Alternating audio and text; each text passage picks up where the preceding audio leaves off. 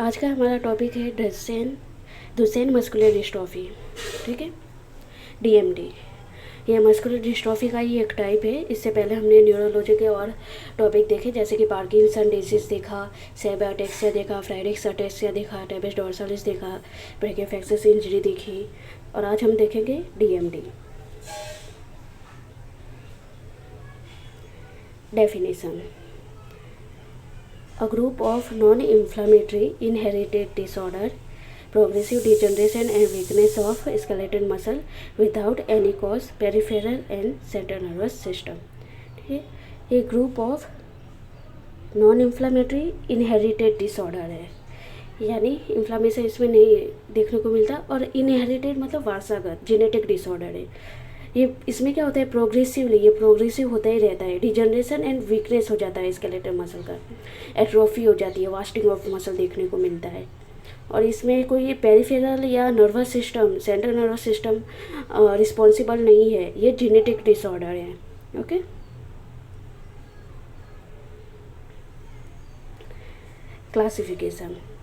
Classification muscular dystrophy. इसमें Duchenne muscular dystrophy, Becker muscular dystrophy, limb girdle muscular dystrophy, Emery Dreifuss muscular dystrophy, myotonic muscular dystrophy, और FSHMD मतलब फेसियोस्कैपुलोहुमरल muscular dystrophy. ये सब क्या है, मस्कुलर डिस्ट्रॉफी के टाइप हैं, और आज हम DMD के बारे में ही बात करेंगे। ठीक है, नेक्स्ट टॉपिक हम और मस्कुलर डिस्ट्रॉफी देखेंगे। इंसिडेंस क्या है, इसका इंसिडेंस देखते हैं। Disease is linked notice only in male. ठीक है, ओनली मेल में ये देखने को मिलता है, ओनली मेल में इसके सिम्टम्स, साइन सिम्टम्स देखने को मिलेंगे, clinical features. Seen in 1 out of 3000 to 4000 male babies born. ठीक है, इसमें 1 out of 3000 और 4000, 3000 4000 में एक बेबी में ये मेल बेबी में, ठीक है, मेल बेबी में ये देखने को मिलता ही है। ओनली फीमेल कैरियर, फीमेल क्या होगी, सिर्फ कैरियर होगी, फीमेल के थ्रू ये ट्रांसमिट होगा, पर कोई फीमेल में साइन सिम्टम्स नहीं देखने को मिलेगा, फीमेल को अफेक्ट नहीं करता है। Majority female carrier but not appear sign and symptoms. देखा, इसमें क्या होगा, साइन सिम्टम्स देखने को नहीं मिलेगा। ओके,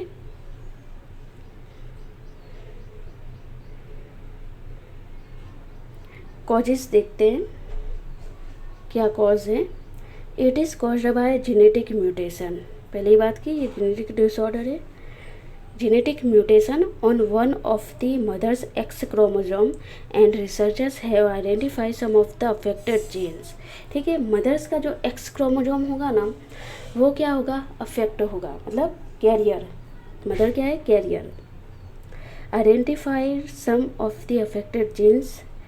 ठीक है, Duchenne muscular dystrophy is caused by a genetic problem in producing dystrophin। DMD में क्या होगा कि डिस्ट्रोफिन जो होता है ना, उस पर प्रॉब्लम होगी। ठीक है, डिस्ट्रोफिन जो होगा वो प्रोड्यूस ही नहीं कर पाता है, एब्सेंट होता है DMD में, डिस्ट्रोफिन देखने को नहीं मिलता। ये डिस्ट्रोफिन क्या है, एक प्रोटीन है। देखो, a protein that protects muscle fibres from breaking down when exposed to enzyme. ठीक है, ये क्या होगा, प्रोटीन है जो मसल फाइबर को प्रोटेक्ट करता है। ठीक है, loss of dystrophin result in weaken cell membrane that is easily damage during muscle contraction. देखा, जब डिस्ट्रोफिन है, ये क्या है, इम्पोर्टेंट है, प्रोटीन है जो मसल फाइबर्स को क्या प्रोटेक्ट करता है। जब डिस्ट्रोफिन ही नहीं होगा, लॉस हो जाएगा, डिस्ट्रोफिन बनेगा ही नहीं। ठीक है, तो क्या होगा, सेल मेम्ब्रेन जो है वो वीक हो जाएगी और वो डैमेज करेगा मसल कॉन्ट्रैक्शन को, मसल को डैमेज करता है, इसलिए सिवियर वास्टिंग देखने को मिलता है, एट्रोफी देखने को मिलता है मसल में। ओके, तो ये इसके कॉजेस है। आगे हम डायग्राम में देखते हैं।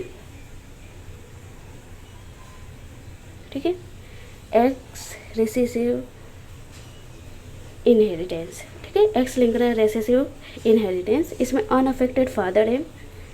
ठीक है, और देखो अनअफेक्टेड फादर का एक्स क्रोमोजोम जो लॉन्ग है और वाई क्रोमोजोम शॉर्ट, डिफरेंस ये वो करने के लिए एक्स वाई ऐसा लॉन्ग रखा है, इसको शॉर्ट रखा है, ठीक है। कैरियर मदर में एक्स क्रोमोजोम है और ये इस साइड का राइट साइड का एक्स क्रोमोजोम क्या है, सॉरी लेफ्ट साइड का एक्स क्रोमोजोम नॉन अफेक्टेड है, ठीक है। एक अफेक्टेड है और एक नॉन अफेक्टेड मतलब एक्स क्रोमोजोम है, ठीक है। मदर क्या होगी, कैरियर होगी।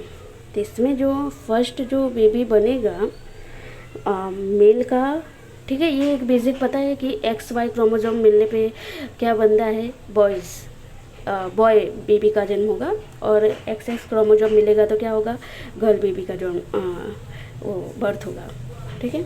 तो अनअफेक्टेड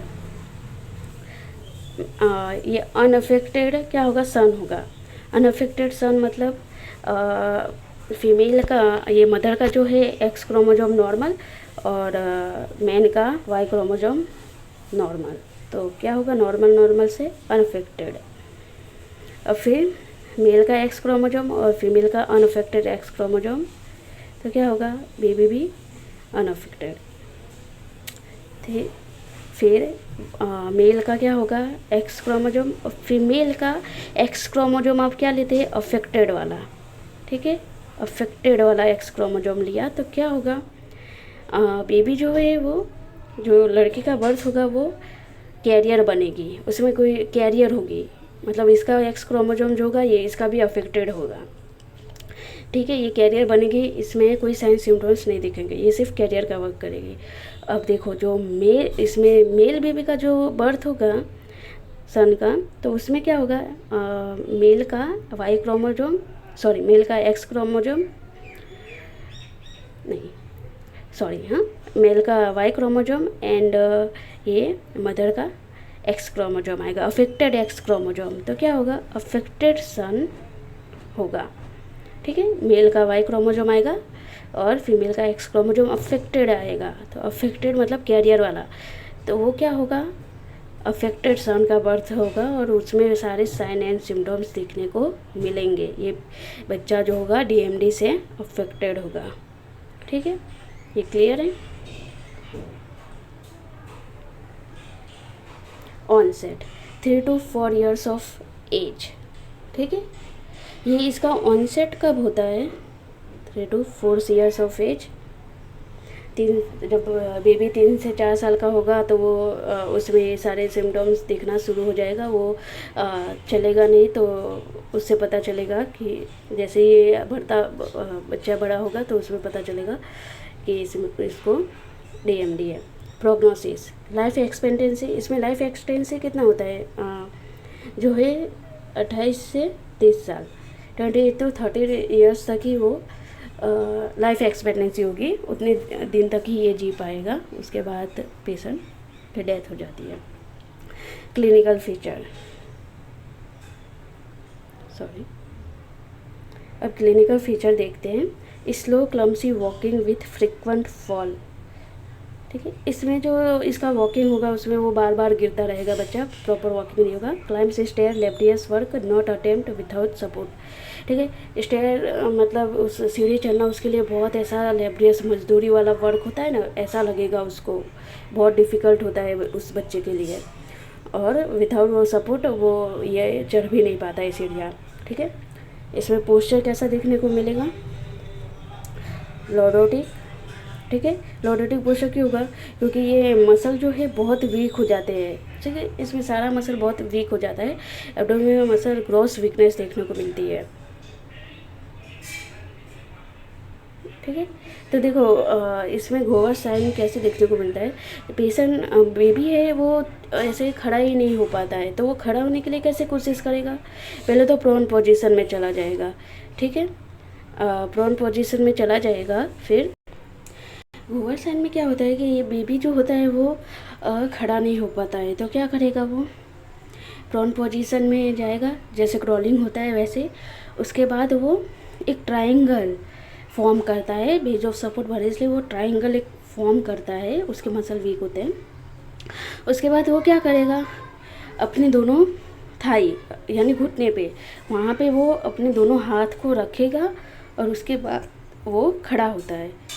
ठीक है, मतलब क्या करेगा, वो अपने दोनों हाथ को थाई पर रखेगा और फिर वो खड़ा होगा, क्योंकि उसके मसल जो होते हैं क्वाड्रिसेप्स और एब्डोमेन्स वो सारे बहुत वीक हो चुके होते हैं।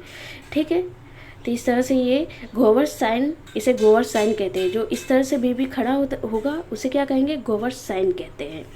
ठीक है, वेडलिंग गेट, इसमें वेडलिंग गेट भी देखने को मिलेगा। वेडलिंग इसलिए क्योंकि दोनों उसके अबडक्टर, हिप अबडक्टर वीक हो जाएंगे तो उसमें वेडलिंग गेट होगा। Walking become progressively difficult, so use orthosis for some period. कुछ समय के बाद इसके सारे मसल बहुत वीक हो जाएंगे तो उसके लिए वॉकिंग करना भी बहुत ही डिफ़िकल्ट हो जाता है, तो वो ऑर्थोसिस जो होता है, थोड़े ऑर्थोसिस उसको यूज़ करके उससे वो सपोर्ट मिलेगा और फिर वो थोड़ा वॉकिंग कर पाता है।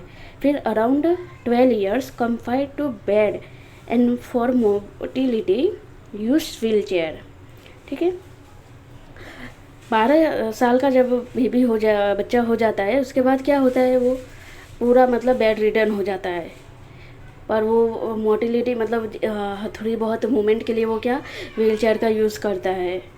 ओके, व्हील चेयर उसको सिखाना पड़ता है, व्हील चेयर से वो ट्रांसफ़र एक्टिविटी वो सब करता है। वीकनेस, इसमें lower motor neuron type weakness देखने को मिलती है। स्यूडो हाइपोट्रॉफी, स्यूडो हाइपोट्रॉफी क्या है, हाँ, स्यूडो मतलब एक नकली, गलत, एक्चुअल में ऐसा होता नहीं है, पर हाइपोट्रॉफी इसमें देखने को मिलती है। वो कैसे कि ड्यू टू एबनॉर्मल डिपोजिशन हो जाता है फैटी टिश्यू, फाइब्रस टिश्यू का मसल में, उससे क्या होगा, मसल ऐसे स्वॉलन जैसे दिखेंगे। ठीक है, हाइपोट्रॉफी जैसा दिखेगा। रिफ्लेक्स, और वो स्यूडो हाइपोट्रॉफी में काफ मसल में ज़्यादातर देखने को मिलता है। ठीक है, जो बिग मसल्स होते हैं, काफ मसल हो गया, क्वाड्रिसेप्स मसल हो गया, उसमें ये ज़्यादा देखने को मिलेगा। डेल्टोइड हो गया। ठीक है, रिफ्लेक्स, इसमें superficial and deep both lost, दोनों रिफ्लेक्स पूरी तरह से लॉस्ट होंगे। Contracture and deformity, contracture and deformity, इसमें कौन सी कॉन्ट्रैक्चर, यानी कुछ कुछ मसल होते हैं जो उनका कॉन्ट्रैक्चर हो जाता है, जैसे कि हिप एक्सटेंसर हो गया, एब्डोमेन जो वो बैक मसल है वो क्या होंगे, कॉन्ट्रैक्ट हो जाएंगे। ठीक है, तो ये सब कॉन्ट्रैक्चर देखने को मिलेगा, सिवियरिटी कॉन्ट्रैक्चर देखने को मिलता है। और डिफॉर्मिटी में क्या देखने को मिलेगा, नी फ्लेक्शन डिफॉर्मिटी। ठीक है, ankle planter flexion deformity, ankle जो है वो प्लांटर फ्लेक्शन में रहेगा। लॉर्डोसिस, स्कोलियोसिस, लॉर्डोसिस देखने को मिलेगा। लॉर्डोसिस के वो कंपनसेट करेगा तो क्या होगा, एंटीरियर पेल्विक टिल्ट भी देखने को मिलता है। स्कोलियोसिस,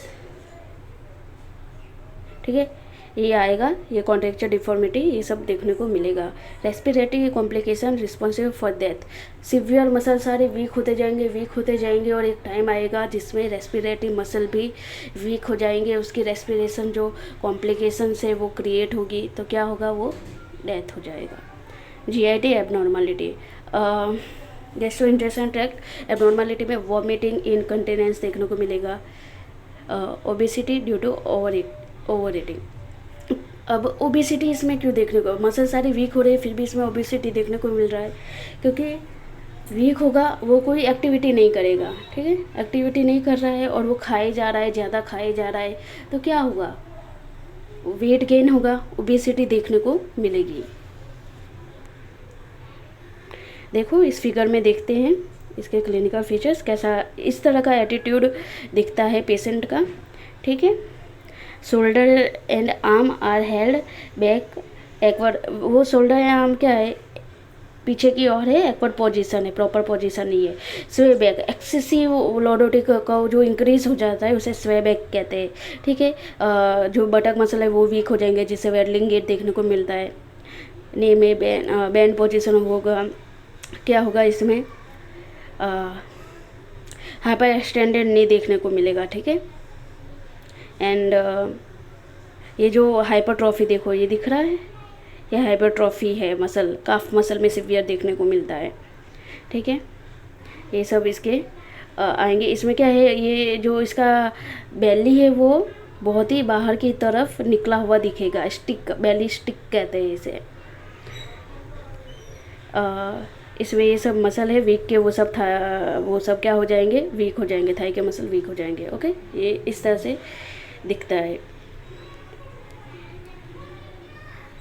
इन्वेस्टिगेशन में क्या आएगा, सीपी के लेवल इज़ वेरी हाई।